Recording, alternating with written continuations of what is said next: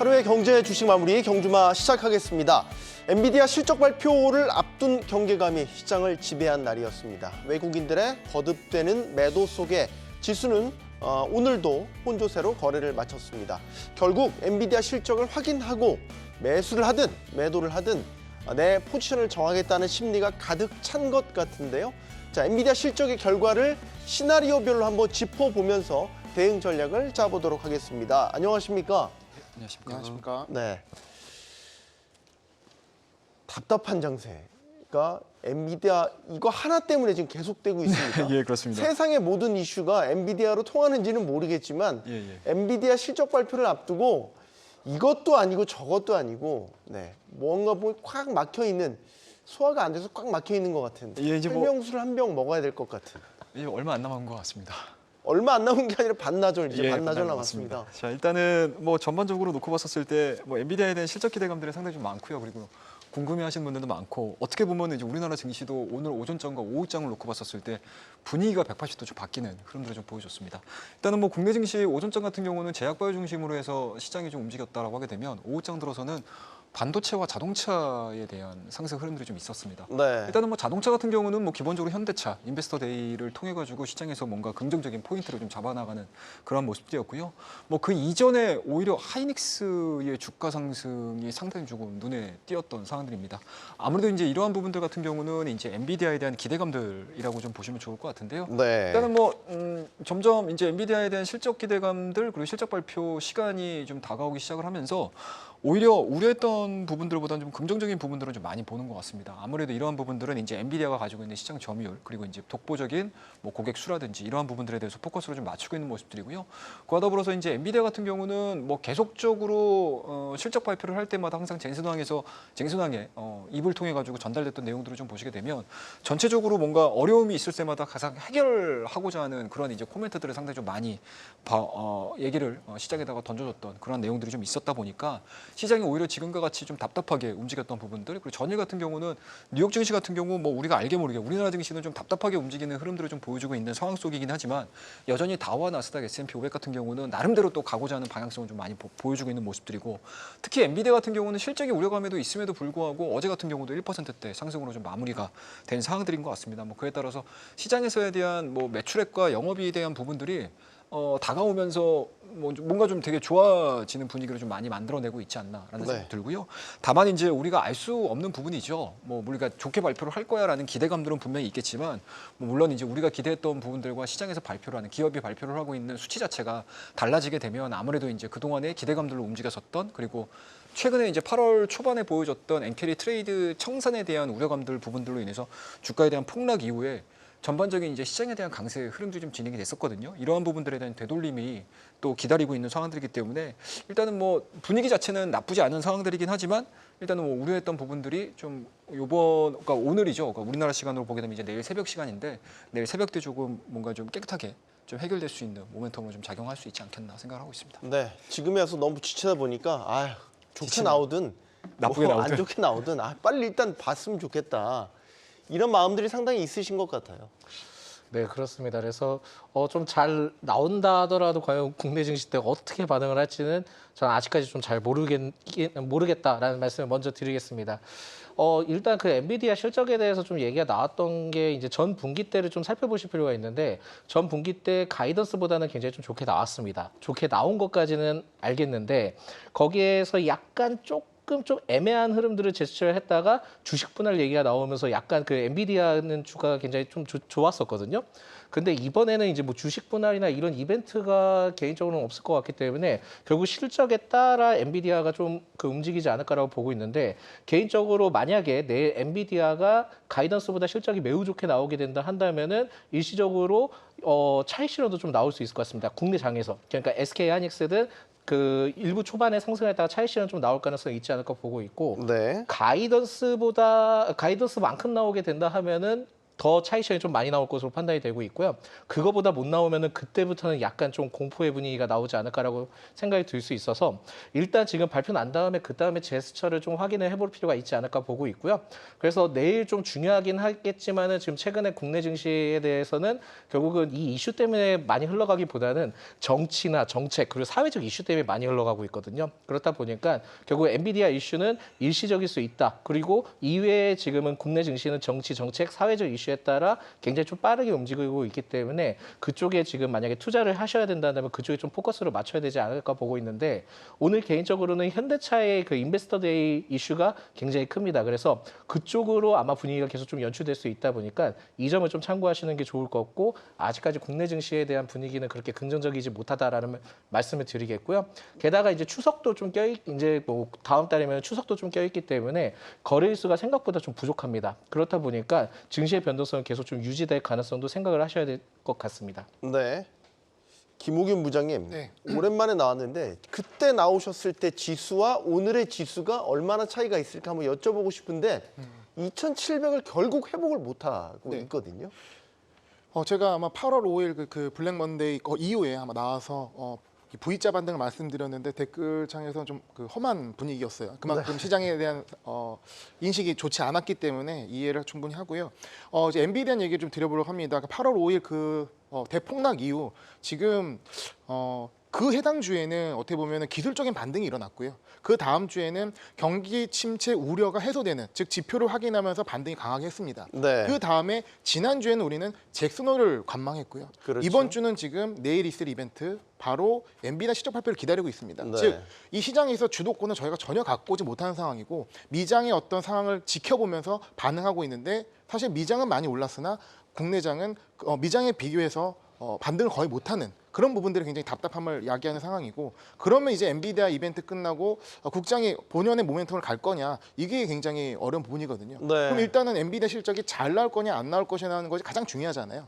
그러니까 어떻게 보면은 저는 이미 시장에 좀 답은 나와 있다라고 생각합니다. 그러니까 우리가 엔비디아 같은 기업을 볼 때 한편으로는 굉장히 열광하고요. 한편으로는 굉장히 실망합니다. 그러니까 이 기업은 그대로 이 영업을 영위하고 있는데 이 기업은 그대로인데 보는 사람의 시각이 굉장히 열광했다가 실망했다가 그러니까 네. 지금 엔비디아 지난 분기 실적 발표 때도요 그 전주에 굉장히 급락을 한번 했습니다. 네. 그리고 우려가 있었지만 실적 발표 나오고 나서 또 열광을 했죠. 그러니까 지금도 엔비디아는 계속 장사를 계속 잘 하고 있는데 시장이 조정이 오고 AI에 대한 뭐 과잉 투자로 이게 오다 보니까 굉장히 좀 우려 섞인 모습이 나오는데 실제 이 엔비디아 실적은 수요와 공급에 따라 이루어지는 거거든요. 그러니까 수요는 이미 나와 있는 빅테크들 실적 발표상 캐펙스를 늘린다고 얘기했습니다. 즉 수요가 줄지 않는다는 거 우리는 이미 눈으로 확인을 했고요. 이번 실적 발표를 통해서.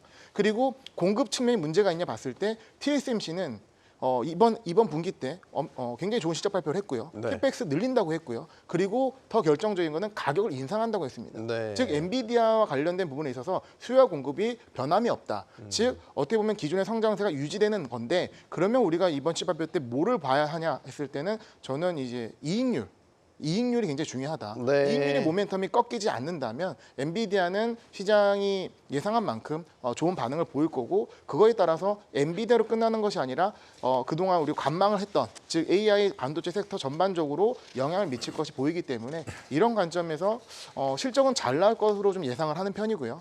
이익률이 떨어지지 않는다면 유지하거나 좀 더 올라간다면 그러면 총이익률 거의 80% 나온 숫자거든요. 네. 거기에 시장이 매우 좀 반응하지 않을까라고 예상을 해봅니다. 네. 뭐 엔비디아 실적이 나오고 이제 미국장 같은 경우는 정규장 기준으로는 다음 날 반영이 되지만 엔비디아 실적이 나오고 얼마 안 있다가 한 3시간 뒤에 우리 장이 이제 개장을 하고 우리 장이 직접적으로 맞는단 말이죠. 받는 거죠. 그러니까 우리 반도체주들을 비롯해서 이게 이제 엔비디아 실적에 어떻게 반응을 할까가 예. 이제 궁금한 거죠.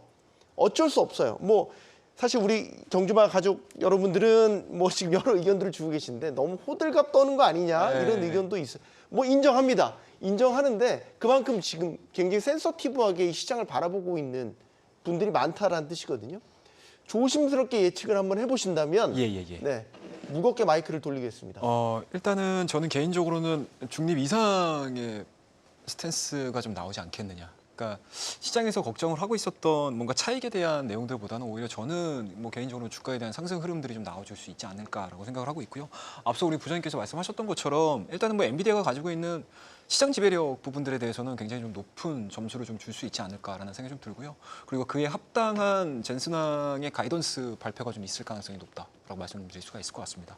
그와 더불어서 그러니까 엔비디아 실적을 보는 데 있어서 저는 개인적으로는 엔비디아만 보지는 않거든요. 그러니까 이 엔비디아가 기존에는 그 이후에 확인할 수 있는 부분들이 나오는 것 같아요. 그러니까 최근에 보시게 되면 AI의 거품론 부분들이 좀 있지 않습니까? 네. 뭐 그에 따라서 이제 과연 이제 돈을 벌 수 있는 포지션을 만들어 줄 수 있을 것이냐라는 부분들일 것 같은데 일단은 뭐 삼성전자와 이제 애플을 저는 개인적으로 보고 있어요. 그러니까 삼성전자의 AI 폰이 시장에서의 뭔가 기대하는 것만큼 뭔가 많은 판매량을 좀 보여주지 못했었지만 다음 달이면 또 애플 나오거든요. 애플 아이폰 16이 이제 본격적인 AI 그리고 인텔리전스를 기반으로 해서 지금 진행이 되고 있는 상황들이기 때문에 네. 과연 이러한 부분들에서 시장에서 뭔가 센세이셔널한 내용들보다는 오히려 판매량 자체가 좀 나아지는 그리고 기대감들 자체가 좀 나아진다라고 하게 되면 투자 심리 측면에서 놓고 봤었을 때 AI에 대한 거품론 부분들은 좀 많이 줄어들 가능성. 그럼 거품론이 줄어든다라고 하게 되면은 뭐 기존의 빅테크 기업들 같은 경우는 투자를 줄일 만한 내용들은 거의 없어 보이거든요. 뭐 그렇다라고 되면은 뭐 여전히 뭐 엔비디아 실적 자체가 다소 조금 시장에서에 대한 실망감이라든지 가이던스 정도만 맞춰주는 그런 실적이 좀 나와준다 하더라도 주가를 크게 끌어내릴 만한 내용들은 아니지 않을까.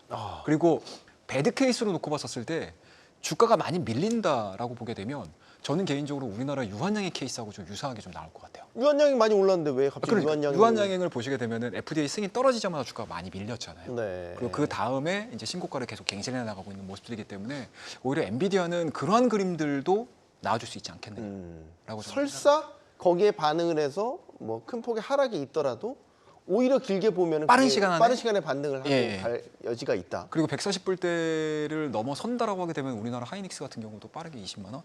물론 이제 삼성전자 같은 경우는 좀 기대를 하고 있는 부분들이 좀 있기는 한데 8만 원대가 어떻게 보면은 이제 거의 맥라인이지 않습니까?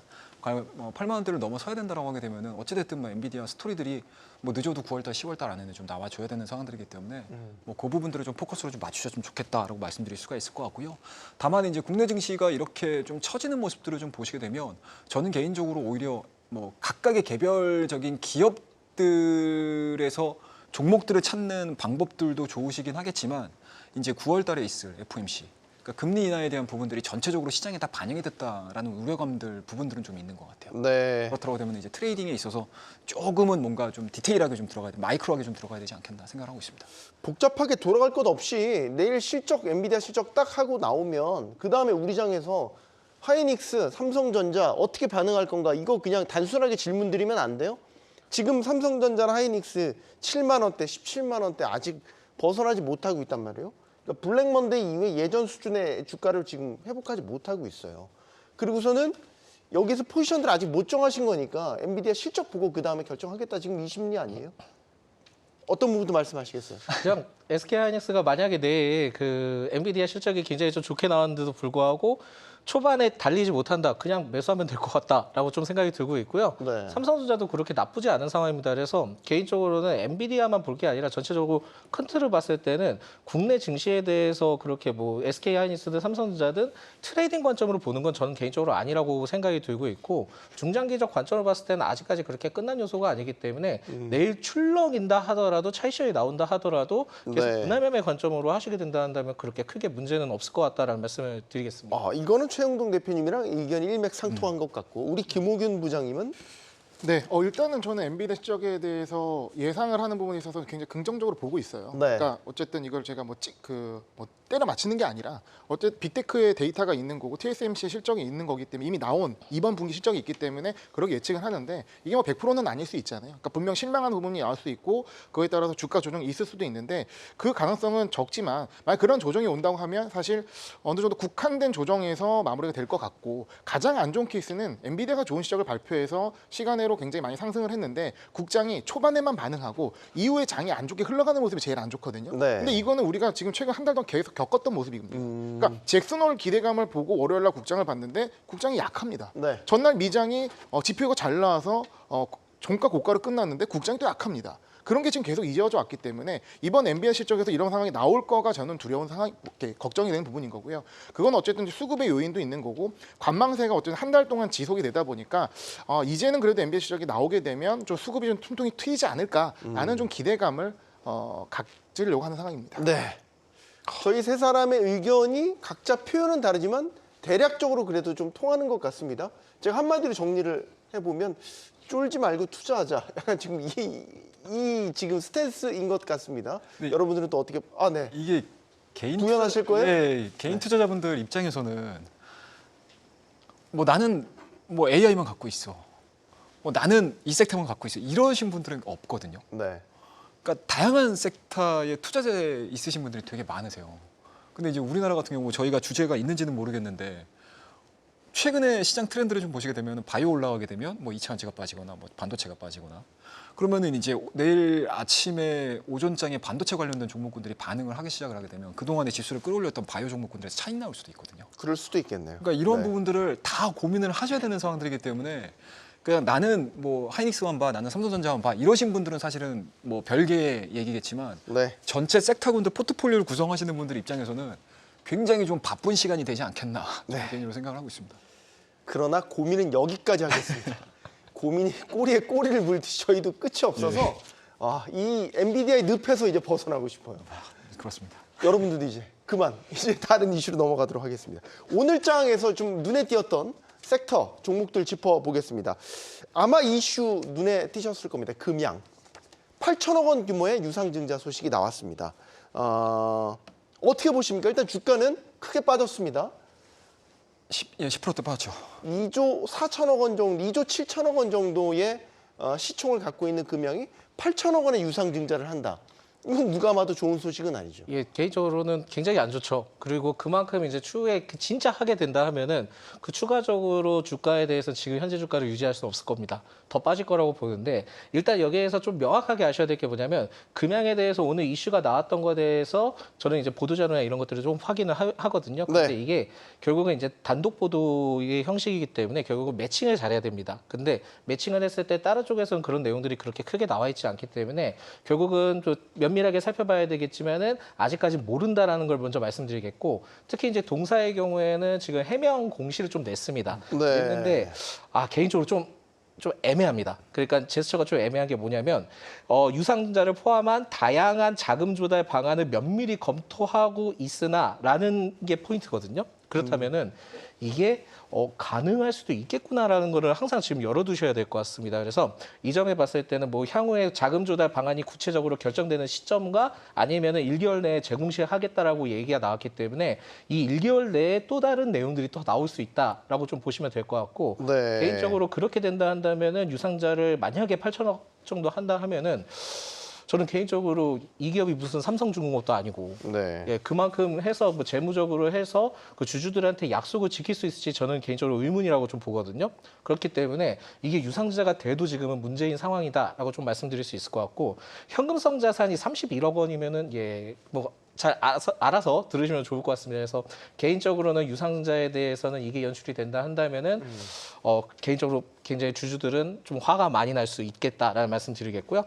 8천억이면은요, 전 개인적으로 대왕고래에 대해서 펀딩 투자를 좀 진행을 하는 게 더 낫지 않을까라고 봅니다. 그래서 네. 8천억 지금 필요하잖아요. 대왕고래 할 때. 그러다 보니까 금양에서 이런 8천억 얘기보다는 오히려 대왕고래 8천억 펀딩이 더 효과적일 수 있겠다라는 말씀 드리겠습니다. 네. 대왕고래 얘기를 굳이 비유를 하시는 거는 말 그대로 비유입니다. 진짜라는 말 아니 이거 잘 정확히 구분해서 들으셔야 됩니다. 김홍희 부장님. 네. 그러니까 한꺼번에 많은 그 큰 규모의 유상증자가 이렇게 단행이 되고 지금 왜 하냐라고 봤었을 때 2차전 전반적인 섹터에 대한 분위기는 좋지 않잖아요. 캐즘이라는 이야기도 참 많이 하고 수익도 안 나고 이런 가운데 지금 대규모 유상증자니까 주주들 입장에서 걱정할 수밖에 없죠. 네. 일단은 이제 대규모 유상증자가 발표된 상황에서 기업의 상태를 보면 일단은 돈이 필요한 건 맞는 것 같아요. 돈이 네. 필요한데 사실 유상증자가 뭐 주가가 좋을 때 하는 게 기업한테 좋은데 그만큼 주가가 안 좋은 상황에도 유증을 얘기한다는 거는 재무상으로 어려운 상황이 아닌가. 그리고 내용을 보게 되면 투자를 한다고 하거든요. 근데 투자는 최근에 아까 캐펙스 말씀드렸지만 빅테크들이 투자가 굉장히 중요했던 게 우리가 그때 침체란 얘기가 나왔지만 침체가 아니다라던 증거가 이 빅테크나 뭐 TSMC나 기업들의 캐펙스가 늘고 있다는 것인데 네. 기업은 경기에 대해 굉장히 민감하고 투자 한번 잘못 결정하면 존폐가 달려 있기 때문에 투자 함부로 하지 않습니다. 네, 근데 이거를 이제 이 시점에 이 전기차 상황에 이 2차 전지 상황에 투자를 하기 8천억을 유상증자한다는 것을 투자자들은 약간 의문점을 가질 수밖에 없고 그거를 어떤 의문점을 해소하는 건 해당 기업이 적극적인 이제 IR을 통해서 해야 된다고 보고요. 여기서 조금 더 나아가서 최근에 이제 전기차, 2차 전지 이 뭐 포비아 이슈가 있지 않습니까? 네. 화재 이슈가 있는데 이거로 인해서 뭐 테슬라 주가도 뭐 좀 모멘텀을 못 가져가고 2차 전지나 전기차 기업들이 다 좀 안 좋은 상황입니다. 근데 예. 이거는 좀 저는 단기적으로 좀 봐야 될 것 같아요. 그러니까 즉 이제 화재가 넘어가면 바로 FSD나 자율주행으로 넘어갑니다. 그러니까 또 안전 문제는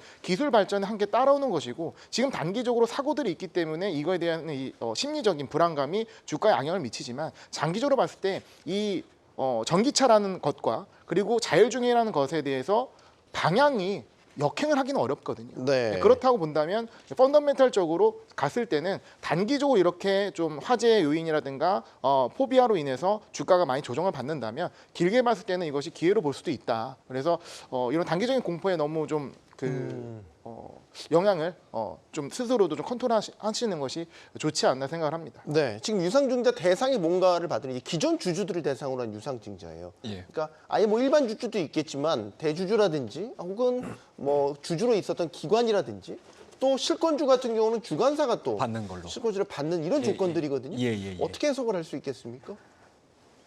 규모가 일단 너무 크죠. 네, 그러니까 이게 기업의 가치가 2조 단으로 올라오는 그 과정들을 보시게 되면 그냥 단순한 2차 전지 섹터의 전망을 가지고 진행이 된 거잖아요. 네, 그리고 이 동사 금양의 2022년도서부터 2023년도까지의 총 투자 금액을 보시게 되면 콩고 리튬 광산을 그러니까 최단으로 두고 그리고 최근까지 보시게 되면 469 R&D 센터까지 해서 보시게 되면 3,781억 원이거든요. 그러니까 이 정도 규모밖에 안 돼요.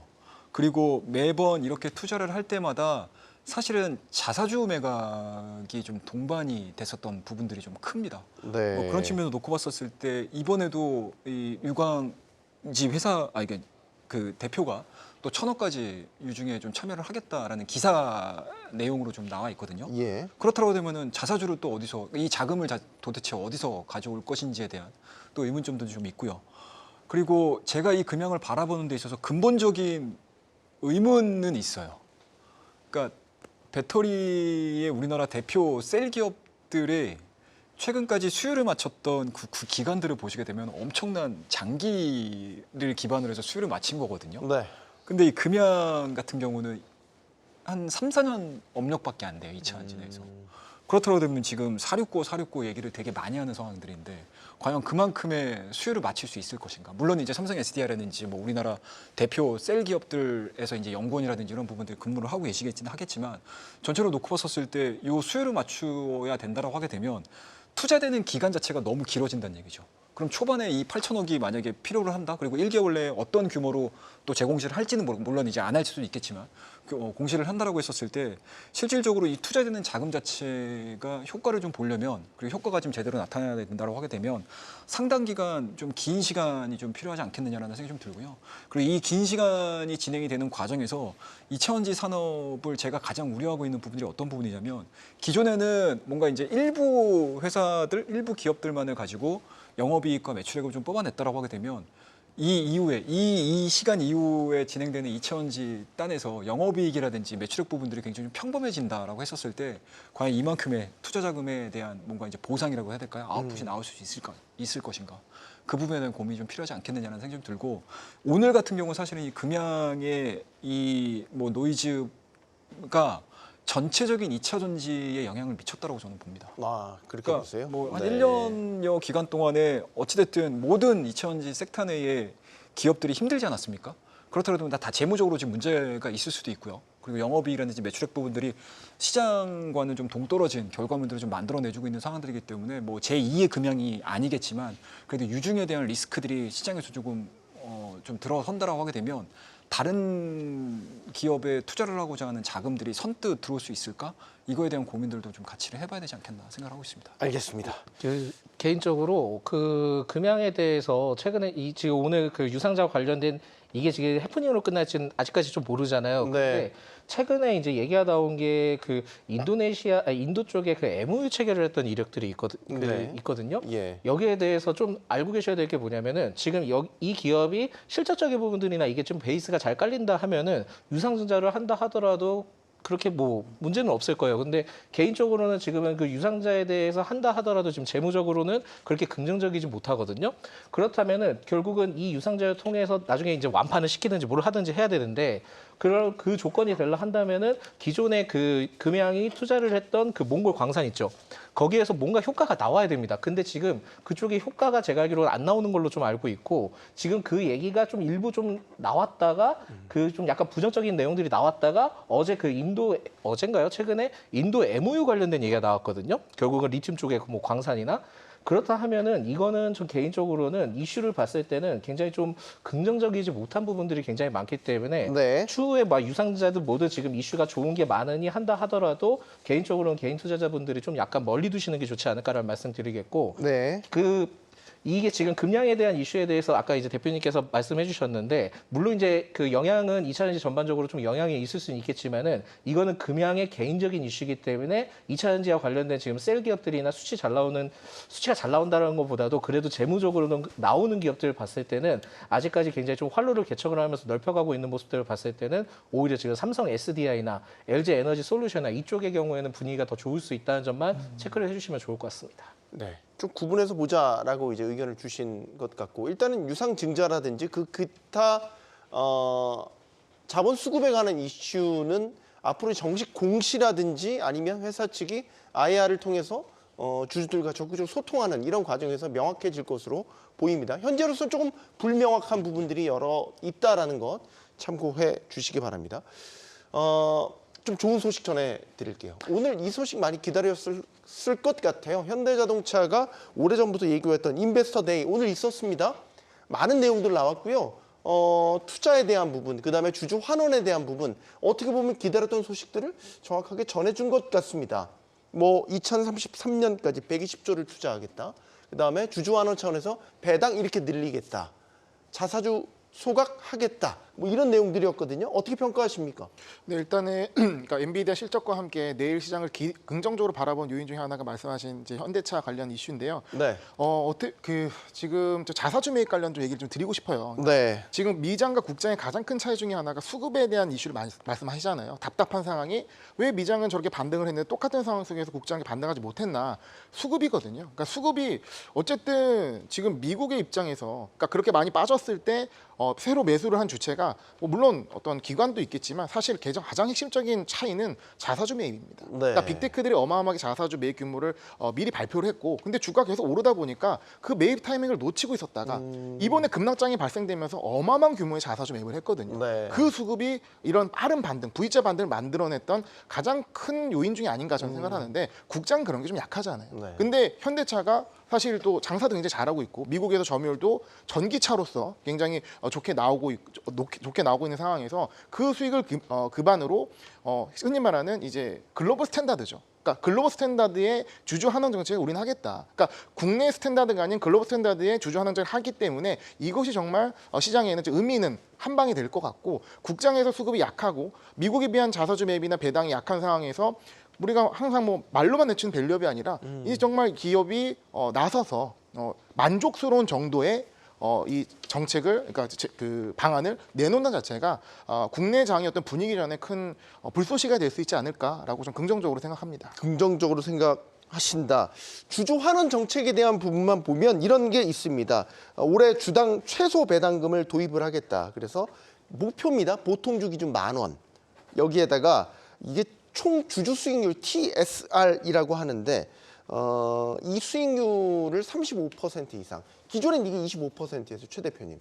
10%포인트 이상 상당히 공격적으로 올리겠다라는 예. 그러니까 번 만큼 환원하겠다. 그렇죠. 이 기조를 다시 한번 이번 인베스터 데이를 통해서 드러낸 거예요. 확인해 준 거죠. 네. 일단은 이게 TSR 같은 경우가 기아가 한 30% 조금 넘는 걸로 제가 알고 있거든요. 네. 그래서 이미 이 인베스터 데이를 시장에다가 공표를 한 상태에서 기아와 거의 좀 유사한 TSR을 좀 가져가겠다라고 얘기를 한 상황들이기 때문에 일단은 오늘 있었던 이 CEO 인베스터 데이에서 나왔던 내용들을 좀 보시게 되면 사실 이 시장에서 알려져 있던 내용들에서 그냥 뭐 평이했던 부분이라고 저는 생각을 하고 있습니다. 다만 이제 그동안의 현대차에 대한 주가 흐름들을 좀 보시게 되면 굉장히 좀 답답하게 움직였었거든요. 근데 오늘 드디어 대량 거래량을 동반해서 돌파를 하는 흐름들을 좀 보여줬었고 그리고 3년간 자사주 매입 총 규모 자체를 이제 4조 원 정도 설정을 해놓은 상황들이고요. 그와 더불어서 전체적인 이제 ROE 구간들을 좀 보시게 되면은 올해까지는 한 8%에서 한 9% 정도 예측을 하고 있는 상황들이고 2027년도 이후서부터는 10% 이상의 OP 마진을 좀 가져가겠다라고 네. 얘기를 했습니다. 뭐 그만큼 공격적인 뭔가 사업 전략을 내보내고 있는 상황들이기 때문에 시장에서는 오히려 이러한 부분들 앞서 말씀하셨던 것처럼 기업이 나서가지고 이렇게 목표치를 설정을 해주고요. 그리고 이 목표치를 설정하는 과정에서 하나하나씩 뭔가 이제 답을 찾아나가는 모습들을 좀 보여줬던 기업이 대표적인 게 현대차라고 저는 보거든요. 네. 그런 측면을 놓고 봤었을 때 시장에서는 굉장히 좀 환호하지 않았나라는 생각이 좀 들고요. 그리고 앞서서도 말씀하셨지만 뭐 오늘 같은 경우도 그렇지만 뭐 반도체나 현대차 관련된 종목군들에 대한 강세 흐름들이 좀 나와줬던 부분들이 사실은 기업이 좋은 것도 분명히 있습니다. 하지만 전체적으로 시장 자체가 좀 답답을 하다 보니까 이만큼의 뭔가 퍼포먼스를 보여줄 수 있는 그룹들을 찾기가 힘든 거죠. 그렇다고 하면 자연스럽게 시장의 수급 자체는 이런 쪽으로 쏠릴 수밖에 없는 거고 시장 자체가 좀 답답하게 움직인다라고 하게 되면 이런 쪽으로 더 수급이 쏠릴 수밖에 없는 상황들이기 때문에 아마 오늘의 주가 흐름들도 굉장히 만족스러우셨겠지만 내일장의 흐름들도 오히려 반도체가 좀 쉬어가는 모습들을 좀 보여준다라고 하게 되면 네. 올해 현대기아차 쪽으로 그리고 현대기아차가 오늘 발표를 했었던 이러한 사업 전략에 기인해가지고 밸류 체인이 좀 더 부각이 될 가능성이 높기 때문에 내일 매매를 내가 정말 다각도로 해봐야 되겠다라고 마음을 먹으신 분들 같은 경우는 네. 뭔가 발빠르게 시장 분위기가 바뀌었을 때 현대차와 관련된 종목군들을 보시는 게 현 시점에서는 가장 좀 합리적인 선택지가 되지 않겠느냐라고 저는 생각을 하고 있습니다. 그만큼 오늘 발표한 내용에 대해서 긍정적인 평가들이 나오고 있는데 우리 반 소장님께는 어떤 그 중장기 지금 계획들을 내놨냐 이 부분에 대한 이야기를 좀 여쭤보고 싶어요. 뭐 이른바 현대웨이라는 이제 기치를 내걸었더라고요. 그래서 10년 동안 120조 투자한다. 그리고 제네시스 전차종의 하이브리드 모델 도입하겠다. 거기에다가 뭐 배터리 용량을 강화하겠다, 내재화하겠다, 뭐 이런 이야기도 했고요. 여러 중장기 어떤 사업 전략들을 제시했습니다.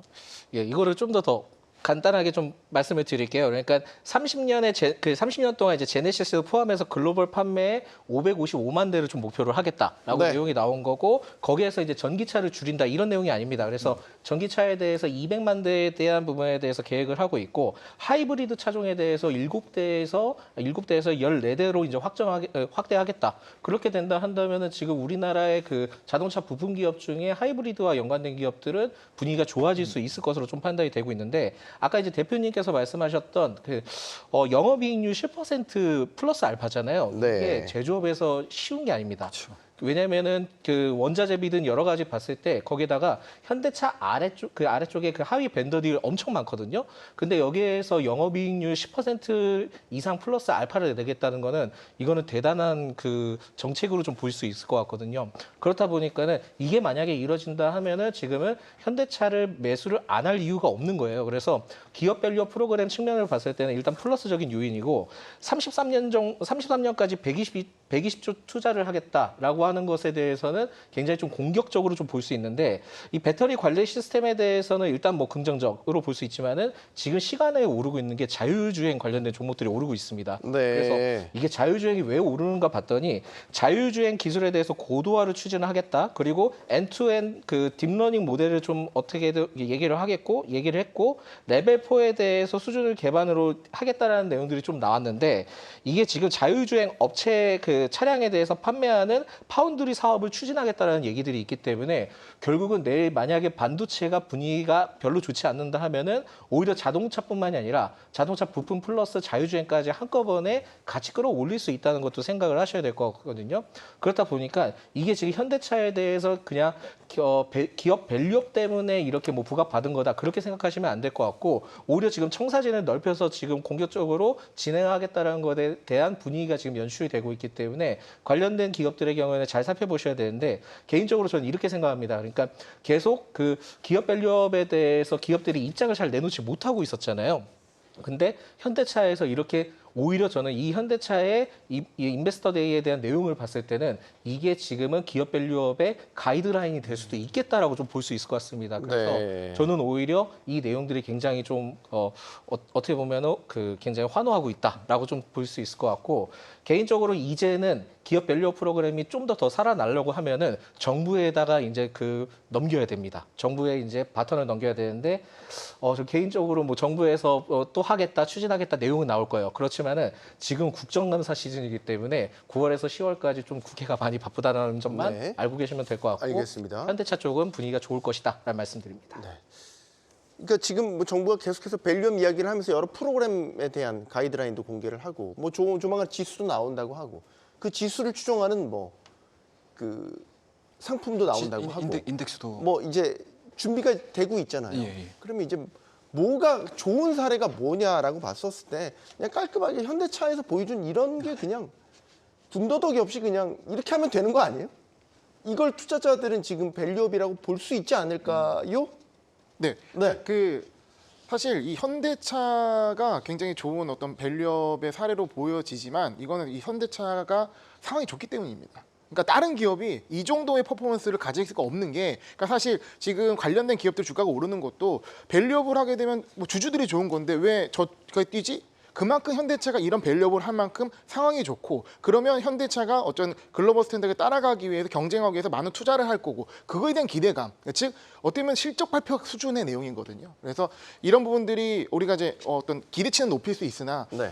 다른 기업들이 이만큼 해줄 거라는 거는 조금 쉽진 않을 것 같다. 예. 물론 이게 극간에서 인심이 나지만 저는 이제 지적하고 싶은 게 애티튜드, 네. 태도죠. 콩을 하나만 벌어도 콩 한쪽을 나눠 먹을 생각을 해야 되는 예. 건데, 이런 거죠. 내가 3개 벌 때까지는 아직은 배당을 못 하겠습니다. 이런 식이면 이제 곤란하다는 거죠. 네. 밸류업 이제 그런 관행 깨자는 거 아닙니까?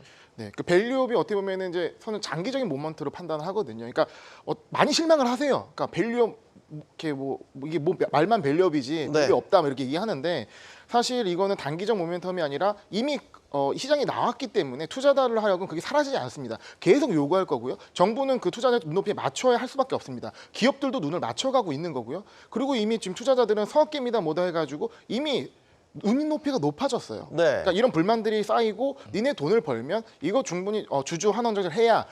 이 국장과 미장의 가장 큰 차이가 어떤 주도주 흐름이 왔을 때 사이클이 너무 짧다는 거거든요. 그러니까 미장을 투자하는 사람들의 수익률이 좋다는 게 그분들이 뭐 더 똑똑해서 이런 게 아니라, 미장 같은 경우는 한 번 주도주 사이클이 오게 되면 좀 상당히 길게 끌고 갑니다. 네. 즉 타이밍이 중요해보다는 주도들을 잘 잡아가면 끌고 가지는, 그리고 거기서 흔히 완숙 기업에서도 배당을 통해서 계속 환원 정책을 하기 때문에 주가 우상향의 가능성이 높아지는데, 국장 같은 경우는 지금 뭐 현대차 얘기 나왔지만 빨라야 돼요.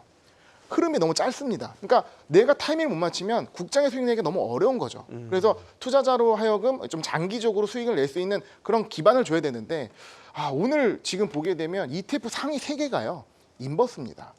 지금 이 유튜브 역으로 추종하는 예, 인버스. 지금 유튜브나 이런 데서 약간 이제 밈으로 도는 게 뭐냐면 곧버스도 국장이라는 얘기가 있거든요. 그러니까 지금 시장에서 이 엔비디아 실적발표를 기대하는 게 아니라 이미 국장에서는 상위 ETF 1, 2, 3위가 인버스고 1위가 곧버스로 돼 있습니다.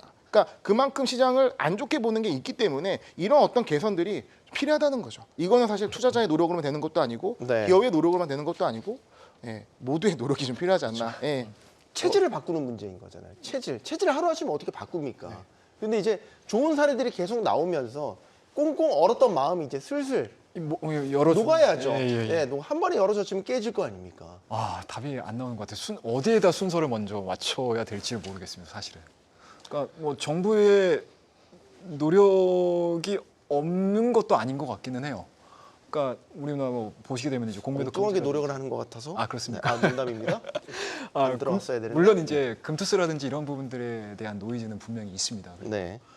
빠른 시간 안에 이렇게 정부에서 뭔가 해결해 줄 수 있고 뭔가 어레인지를 해줄 수 있는 상황들 자체를 빠르게 좀 해준다라고 하게 되면 시장에서는 분명히 뭔가 교통정리가 될 거고요. 그리고 교통정리가 된다. 그러니까 쉽게 얘기해서 판 자체가 깨끗해진다라고 하게 되면 오늘 보여줬던 현대차와 같은 뭔가 사례들이 나오면서, 물론 뭐 현대차와 같이 뭐 파격적으로 할 수 있는 여건이 되는 기업이 우리나라 말씀하셨던 것처럼 몇 개나 되겠습니까? 많은.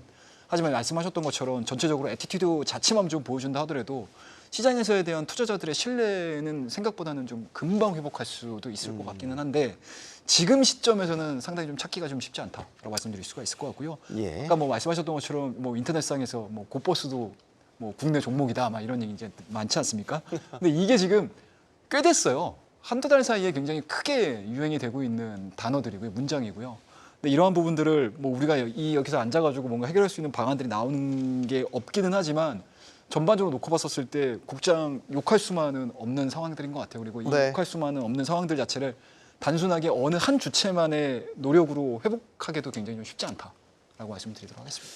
주주환원이 쉽지 않다면 일단 비즈니스부터 잘해야 된다. 아 맞습니다. 일단 기업부터가 장사를 잘해야 됩니다. 네. 그러니까 이게 국내에서만 잘하는 것 같고 지금 어렵거든요. 그러니까 국제 경쟁력을 갖고 돈을 잘 버는 게 기본인 거고 돈을 잘 벌어서 투자자들이 이 기업에 대해 환호할 때 실망을 주면 안 되는 거죠. 실망을 주지 않고 환호를 준 요즘 유한양행 유한양행. 주가가 흐름이 아주 파죽지세여서요. 유한양행 또 짚어보지 않을 수 없을 것 같습니다. 오늘도 많이 올랐더라고요. 이게 사실 정작 FTA 승인 났다는 소식 그 당일에는 그냥 그랬는데 그 이후부터 뒷심이 장난 아니에요? 이게 참 희한합니다. 그러니까 네. 이게 되게 좋은 내용이잖아요. 그러니까 FDA 승인이 된 것에 대해서는 진짜 엄청난 거거든요. 엄청난 건데 그날 당일날 시장 했을 때 저는 깜짝 놀랐어요. 저는 주시장이 왜 이러나 그렇게 좀 얘기를 했는데 네. 그러면서 이게 지금 그때 당시 때 한 하루 뒤까지 봤을 때는 이게 세론 뉴스다 이렇게 좀 받아들이는 상황이 좀 연출이 됐더라고요. 그러다가 네. 좀 몇 템포 쉬니까는 갑자기 그때부터 부각받으면서 막 올라가기 시작합니다. 그래서 이건 개인적으로는 이게 지금 그 유한양행이 올라가는 거에 대해서는 원래 맞는 거로 저는 생각이 들고 있거든요. 근데 그 우리나라에 대한 증시에 대한 신뢰도가 지금 생각보다 많이 떨어진 것 같습니다. 네. 그렇다 보니까 여기에 따라 지금 분위기가 그렇게 연출이 된 거지 유한양행에 대해서는 좀 개인적으로는 뭐 생물보안법에 대한 얘기가 조만간 또 나올 가능성도 높고 전체적으로 뭐 앞으로에 대한 뭐 펀더멘털이나 이런 분위기를 봤을 때는 그렇게 뭐 문제가 될 만한 요소들은 절대 없을 것으로 좀 판단이 되고 절대란 얘기는 할 수는 없지만 네. 그래도 문제가 될 수 있는 요소들은 그렇게 크게 없을 것 같아서 계속 최근에 이제 이렇게 증시가 그 유한양행이 올라간 것은 결국은 좀 템포가 이상하게 꼬였다라고 좀 보시면 될 것 같고 결국은 이제 국내에 대해서 지금 투자자분들이 좀 의심을 많이 하는 것 같습니다. 이러한 의심이 계속 나오는 요인들이 결국은 이제 뭐 정부의 제스처 다시 한번 또 돌아가긴 했지만 이런 것도 좀 있기는 하겠지만은 이게 지금 빨리 결단을 내리지 않으면은 내년 되면 더 좀 문제가 될 수 있거든요. 이게 왜 그러냐면 지금 제약바이오 쪽에서는 이제 뭐 코스닥 중심으로도 많이 좀 매수세가 들어왔다 나갔다 많이 하잖아요. 근데 지금 최근에 뭐 정부에서 이거를 좀 금투세들 모두 좀 빨리 좀 해결을 해주셔야 될 게 뭐냐면 신규 상장주들이 지금 너무 많습니다. 신규 상장주들이 너무 많다 보니까 지금 그쪽에 수급 형태가 들어갔다 나갔다 요동치는 흐름들을 보여주고 있는데 이게 지금 신규 상장주가 계속 많으면 많을수록 코스닥 쪽에서는 지금 계속 변동성이 심해질 수밖에 없거든요.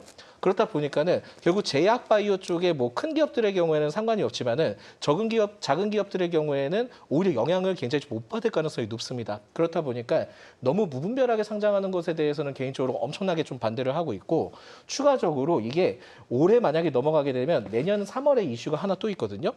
그 중에 하나가 뭐냐면 넥스 트레이드라는 걸 이제 본격적으로 하게 됩니다. 그렇게 되면은 애프터 마켓이 국내 시장이 늘어나게 되거든요. 그렇게 되면 여기에 대해서 뭐 그 유동성을 활성화시키겠다 그렇게 얘기가 나오지만 오히려 분산될 수 있다는 점도 생각을 해야 되기 때문에 네. 결국은 지금 정부 제스처를 좀 빨리 좀 진행을 해서 어느 정도의 좀 윤곽을 나타냈으면 좋겠다라는 말씀을 드리겠고 네. 결론은 그냥 유한양행은 기존에 보유하셨던 분들은 계속 가져가 보자라는 말씀드립니다.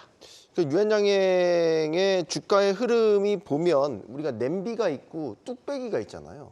기존에 이제 제약바이오주들이 선반영을 막 시켰다가 정작 굿뉴스가 나오면 그때부터 네. 세론을 보였잖아요. 근데 이제 유한양이 다른 양상을 보였단 말이죠. 이거는 우리 제약바이오에 대한 투자 어떤 그 펀더멘탈이라고 할까요? 이게 좀 투자 시각이 바뀐 거 아닌가?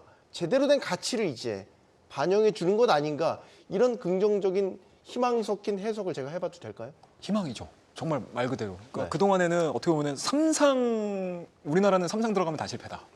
이런 얘기가 사실은 있지 않았습니까? 국장 네. 같은 경우는. 근데 이게 지금 항암제 쪽에서 FDA 승인을 따낸 상황들이고 본격적으로 이제 미국 시장 내에서 판매가 좀 이루어지고 있는 상황들이고 기존에 1위를 점유를 하고 있는 영국의 아스트라제네카의 경쟁 약에 시장 점유를 뺏어오겠다라는 얘기들을 좀 하고 있는 상황들이기 때문에 일단은 뭐 제약바이오 종목군들 쪽에서는 안 좋은 이슈는 없는 것 같아요. 네. 거기에다가 또 플러스 알파를 좀 보셔야 된다고 하게 되면 어찌됐든 우리가 좋든 싫든지 간에 금리 인하를 맞닥뜨려야 되는 상황들이고 그게 단순하게 일회성으로 끝나는 것이 아니고 앞으로 2회, 3회까지도 그리고 2%대까지도 지금 노려보고 있는 상황들이기 때문에 실질적으로 제약바이오 종목군들 입장에서는 굉장히 좀 좋을 수밖에 없다라고 말씀드릴 수가 있을 것 같고 앞서 우리 소장님께서 말씀하셨던 것 부분들도 있었던 것 같아요. 그러니까 시장에서에 대한 수급적인 논리인 것 같습니다.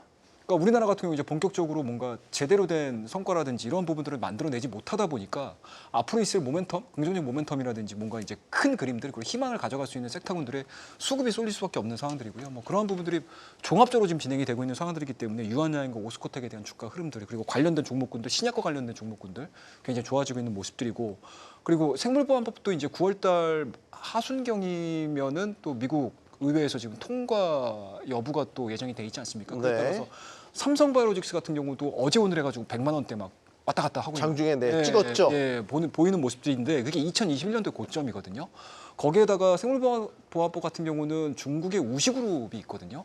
이 우시그룹 같은 경우가 미국 내 매출의 한 60%에서 70% 정도가 됩니다. 근데 실질적으로 생물보안법을 통과를 해가지고 그 중국 기업이 빠져나간다고 하게 되면은 우리가 100% 중국에 차지하고 있는 포지션 자체를 다 뺏어올 수는 없겠지만 그래도 삼성바이오스 중심으로 해서 ST팜, 바이넥스 그리고 최근에 신규 상장했던 종목군들도 어떻게 보면은 또 여기 CDMO에 또 엮이는 그런 또 종목군들이어서 분위기 자체는 타 종목군들, 타 섹터군들 대비해서는 굉장히 좀 건강하지 않을까라고 저는 생각을 하고 있습니다. 건강하지 않을까라는 표현 귀에 박히네요. 네. 자, 오늘 마지막 이슈 짚어보겠습니다. 오랜만에 다시 한번 우리 투자자들한테는 이 이슈가 다시 불거지지 않았나 싶어요. 어도어의 민희진 대표가 이제 대표이사직에서 해임이 됐죠. 하이브 측의 이제 사내 이사가 새로운 대표이사로 올라오면서 이 이슈가 다시 불거지고 있습니다. 일단은 주가 측면에서 보면 이걸 긍정적으로 본 것 같아요. 어제 시간 외에서도 상당히 강세였고 오늘 정규장에서도 올랐습니다. 민희진 전 대표죠 이제 전 대표 해임이 주가에는 긍정적으로 작용을 했군요. 어떻게 봐야 되겠습니까? 사실 이 주제까지 갈 줄 몰랐습니다만 네, 일단 말씀을 드리면 일단은 이게 좀 냉정하죠. 냉정한 투자자의 색인 것 같고 네. 어떻게 보면 민희진 대표가 내려가면 시끄럽진 않겠다. 어느 정도 지금 하이브 상황 자체가 굉장히 악화 옐로잖아요. 네. 뭐 굉장히 좀 방송에 적합하지 않은 여러 가지 이슈들도 이제 올라오고 있고 뭐 방식 의장 관련된 이슈라든가 뭐 음주 관련 이슈라든가 근데 이제 그것이 어떤 시발점이라는 것은 이제 이 어도 사태가 핵심인데 근데 이 하이브가 어쨌든 그 흔히 말하는 대장주로서의 자리를 못 잡고 계속 방황하는 상황 속에서 뭔가 하나라도 좀 정리되는 차원 그러니까 민희진 대표 입장이나 혹은 뭐 뉴진스 입장과 다르게 투자자 입장에서는 이런 정리되는 부분을 좀 더 좋게 보고 주가는 좀 냉정히 반응한 것이지 않나 좀 생각을 합니다. 네. 엔터주가 요즘에 흐름이 워낙 안 좋았잖아요. 뭐 JIP를 비롯해서 전반적으로 다 엔터주들이 주가에 큰 부침을 겪고 있었는데 어쨌든 글쎄요. 갈등이 해소될 여지가 마련됐다. 이렇게 해석을 한 걸까? 이게 지금 끝일까? 아니면 또 다른 새로운 국면이 기다리고 있나? 예, 일단 뭐 민희진 대표가 그 원하는 대로 지금 안 되고 있죠. 그러면 또 한번 포토라인에 쓸 가능성이 있지 않을까. 오늘 법무대리인을 통해서 공식 입장을 내놓은 거는 일단 반발을 했습니다. 그리고 향후 법적 공방을 할 것임을 예고를 했습니다. 예, 그래서 이게 쉽게 끝나지 않을 것 같기 때문에 결국은 그걸 통해 뭐 민희진 대표가 뭐 해임이 돼서 주가가 올라가겠다 이렇게 생각하기에는 아직까지 좀 좀 시기상조인 것 같고요. 개인적으로 이번에 좀 신임 대표이사를 좀 이력을 좀 봤는데 저희 이력 보는 걸 좀 좋아하다 보니까는 네.